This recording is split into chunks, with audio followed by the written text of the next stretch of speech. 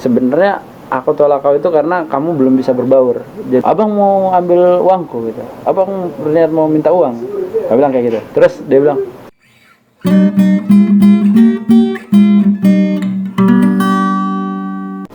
ini uangku kurang apa gimana sampai aku ditolak gitu kan. Aku bilang enggak.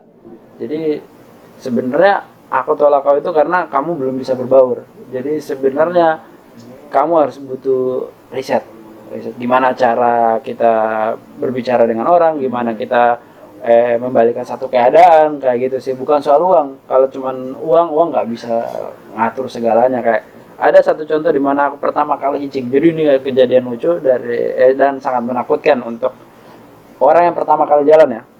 Jadi waktu itu aku hitching dari Aceh mau ke Lok Sumawe. Jadi aku dapat mobil barang, tapi mobil barang ini bekas mobil penumpang. Jadi kayak waktu itu pas aku hitching ngasih jempol kan, jempol.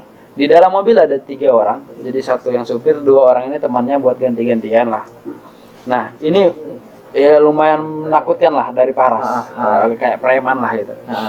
Terus dia berhenti, yang 2 orang dia tanya kan yang bawa mobilnya yang supir, mau kemana bang? Aku bilang ke Lok Sumawe. Bilang, wah terus gimana? Aku mau numpang bisa nggak? Itu udah jam 3 sore. Sebenarnya aturan hitching nggak bisa sampai sore kayak gitu. Cuman aku terlalu nekat. Terus yang 2 ini bilang jangan, kita nggak boleh mati ya gitu. Tapi mungkin karena orang yang pertama yang bawa mobil ini kasihan juga kan. Ya udah naik, tapi abang di belakang ya. Ya udahlah. Akhirnya belum di belakang. Jadi kayak di samping mereka yang 2 itu. Jadi kayak itu mereka kayak pertama wajahnya nggak nerima.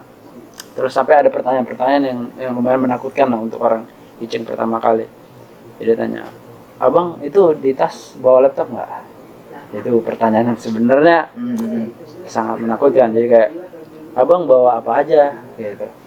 Nah di situ aku bilang nggak ada, aku cuma bawa pakaian kotor. Jadi trikku itu si pakaian kotorku yang tahu lah pakaian kotor namanya bau udah berhari-hari, aku taruh di atas. Jadi ketika aku buka, ini nih kalau nggak percaya aku buka, bau kan, jadi kayak orang juga jadi malas gitu. Iya, udahlah tutup lagi, tutup ya. Aku tutup, terus aku diam kan. Gimana ya bisa mencairkan suasana gitu. Aku mengingat momen pertama yang di pesawat itu. Gimana aku harus membalikan membalikan keadaan gitu kan. Akhirnya dia nanya gini. Ada satu pertanyaan yang bisa aku balikan. Jadi kayak, abang tadi katanya ke Indonesia. Iya. Abang punya uang berapa? Aku bilang nggak ada. Terus gimana abang bisa ke Indonesia? Gitu, bisa. Tapi dengan nada yang menekan. Dia itu kayaknya orang Sumatera Utara, kayak orang Medan lah, agak sedikit ngegas. Terus dia bilang enggak. Terus aku sempat gimana ya? Caraku, aku bercandain tapi dengan agak sedikit marah gitu. Kenapa? Abang mau ambil uangku gitu. Abang lihat mau minta uang. Aku bilang kayak gitu. Terus dia bilang, enggak, aku cuma tanya. Terus aku langsung ketawain. Aku ketemu sama orang baik kayak abang, aku bisa ke Indonesia gitu. Akhirnya dia, oh gitu, berarti aku baik ya, kayak gitu. Dari situ orang itu langsung, udahlah, nanti kita lanjutin pembicaraan. Tapi ada satu orang yang belum ngobrol, jadi kayak akhirnya pas masuk ke rest area waktu itu kita lagi berhenti. Nah ada juga yang mau numpang, jadi pas gantian itu aku akhirnya di belakang. Pindah ke belakang, tahan barang, pokoknya kalau dia belok di tikungan itu pasti itu barang itu jatuh-jatuh gitu. Aku tahan, jadi memang benar-benar ini. Terus kalau jalan lurus aku tinggalin, aku tidur kan, tiba-tiba tikungan jatuh menimpa kan, susah juga. Akhirnya aku putuskan untuk yaudah duduk, terus ngobrol-ngobrol sama yang baru masuk. Ada kebetulan bapak-bapak, akhirnya ngobrol-ngobrol, nyambung tuh kan. Akhirnya masuk lagi rest area kedua. Aku diajak sama bapak-bapak ini untuk makan. Yuk makan, aku yang bayar. Akhirnya yaudah. Waktu itu juga aku memang udah, kan yang namanya aku bilang aku harus menghemat. Akhirnya aku makan, dibayarin sama bapak itu, kopi dan lain-lain. Terus abang yang nggak ngobrol dari pertama, gue yang marah, dia bertato. Terus aku belum ini sih, dia cuma keluar beli makan terus masuk lagi ke mobil. Akhirnya aku nyampe Lok Sumawe itu jam 12 malam. Dan itu sebenarnya nggak bisa kita hitching di jam segitu. Nyampe Lok Sumawe, pas aku turun, si abang yang tadi yang marah-marah itu dia bilang, bang, ini buat abang makan sewaktu-waktu kalau abang udah kelaparan gitu kan. Misalnya kalau memang abang malam ini kelaparan, ini bisa dikasih bekal. Ternyata makanan yang dibeli pertama itu buat aku itu. Oke. Jadi dia tuh Yang iya, itu. yang diam-diam itu. Jadi dia tuh terkesan dari jawabanku yang pas aku bilang, kenapa abang mau minta uang kayak gitu. Terus pas aku bilang dia baik, wah abang ternyata aku bisa ke Indonesia karena orang baik seperti abang. Jadi terkesan dan dia ngasih aku makan. Di situ sih dia kasih tahu dan dia minta kontakku. Sampai dengan saat ini dia kontak-kontakan, nanya kabar. Itu sih. Baik, untuk memulai sesuatu itu adalah mulai dengan suatu percakapan. Iya. Terutama kita harus berani mencoba untuk mengambil tindakan, artinya membuka pembicaraan kepada orang iya, lain. berani. Karena setahu saya orang itu semuanya baik. Iya baik. Terutama di Indonesia. Cuman yang Tergantung. kita tekankan itu adalah memulai untuk membuka pembicaraan itu yang sulit. Karena kalau kita diam kita dianggap juga kayak siapa ya? Istilahnya gimana? Iya. Jadi kayak yang bertato pun mereka juga sebenarnya baik. Cuma cara kita untuk memulai pembuka pembicaraan itu yang penting sebenarnya. Iya. Ada satu teman yang mungkin Bung Anwar nanti insya Allah bisa ketemu dia lah. Dia juga lagi ke Indonesia tapi dia istilahnya udah duluan lah dari aku, udah sekitar setahun. Dia bertato banyak, full satu badan. Telinganya lubang sini, anting panjang.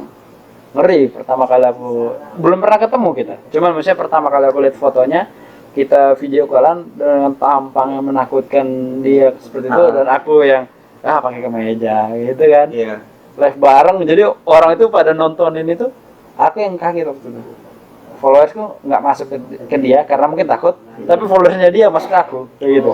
Saya ada apa dengan orang ini sampai orang banyak yang istilahnya yang kayak apa ya, mengikutin dia gitu. Terus pas aku coba ngobrol-ngobrol, ternyata dia ini punya kisah yang lumayan lah. Jadi dia nggak melanjutkan pendidikan ke bangku kuliah dengan model seperti itu. Dia coba ke Indonesia dengan misi mewarnai Indonesia. Jadi dia punya skill mural, dia menggambar, dia menawarkan diri untuk menggambar semua sekolah yang mau sekolahnya digambar. Tapi gambarnya itu bukan cuma sekedar mural kayak mural jalanan lah yang tulisan abstrak dan lain, enggak. Jadi ada satu kisah di mana dia pernah, ini sih kata temennya, jadi dia pernah menggambar salah satu tokoh di Nias kayak ini, tapi orang Nias nggak kenal. Dan waktu itu tiba-tiba ada yang petua lah gitu datang, kok kamu bisa gambar ini? Dia bilang, iya, emang di sini orang nggak pada kenal. Terus petua bilang, iya mereka udah nggak kenal. Dia ini salah satu tokoh dulu di Nias, cuman udah nggak ada lagi yang pernah istilahnya ngebahas tentang dia kan. Saya udah dilupakan lah. Tapi si Bang Yoga ini namanya, Bang Yoga ini yang berani ngelukis tentang dia. Jadi dia itu menggambar kisah, menggambar apa yang digambar itu pasti ada maknanya kayak gitu. Entah dia dalam bentuk cita-cita, entah dia dalam bentuk keragaman budaya dan lain-lain. Itu sih yang keren. Jadi aku di situ termotivasi, yaudahlah aku pengen kelilingku bukan cuma sekedar keliling. Aku pengen ada banyak hal yang berarti sih yang aku dapat selama di Indonesia. Itu sih.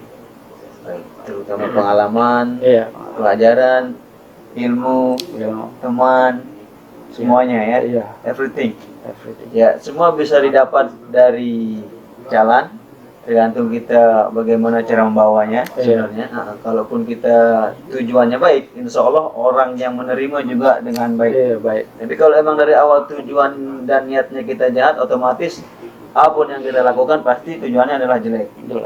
Baik teman-teman, podcast kita pada malam hari ini cukup begitu panjang. Kita doakan buat teman-teman yang sedang melakukan trip keliling Indonesia diberikan kesehatan, diberikan keselamatan, diberikan kelancaran selama perjalanan. Kami di Basecamp Ringga Bayang Lamang menerima siapapun untuk ikut berpartisipasi di setiap gerakan kami. Boleh tinggal di tempat kami, membawa dengan masyarakat, dan ikut serta mengambil tindakan apapun yang sedang dilakukan oleh masyarakat, teman-teman. Baik, bersama Bung Topik, podcast kita malam hari ini kita cukupkan. Oke. Ya, jadi kalaupun nanti ada yang masih kurang, kita akan bahas di lain waktu. Karena masih banyak begitu pengalaman yang ingin diceritakan oleh Bung Topik, teman-teman. Jadi mungkin dari podcast ini saja tidak cukup.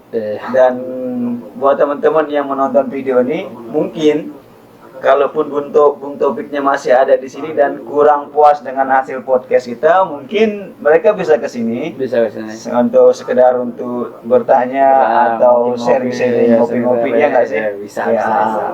Bung Topik ini adalah beliau dari Gorontalo, dan teman-teman kalau niat ke Gorontalo bisa nanti menghubungi dia. Nanti Mungkin dalam rumahku 3 juga tahun. terbuka. 3 Dan tahun. 3 tahun, 3 tahun tapi. Nah, itu adalah salah satu keuntungan dari kita memiliki teman yang berjejaring. Artinya dari sini loh, salah satunya ya peringkat pengalaman seperti ini. Kita sudah memiliki teman-teman yang berada di luar Lombok, sudah banyak. Salah satunya ya kita siap menerima mereka dengan baik, memberi mereka apapun yang ada di sini, dan memperlihatkan mereka tentang apapun yang ada di Lombok dari sisi jelek dan baiknya. So, thank you for watching our video. We see you next time. Free podcast.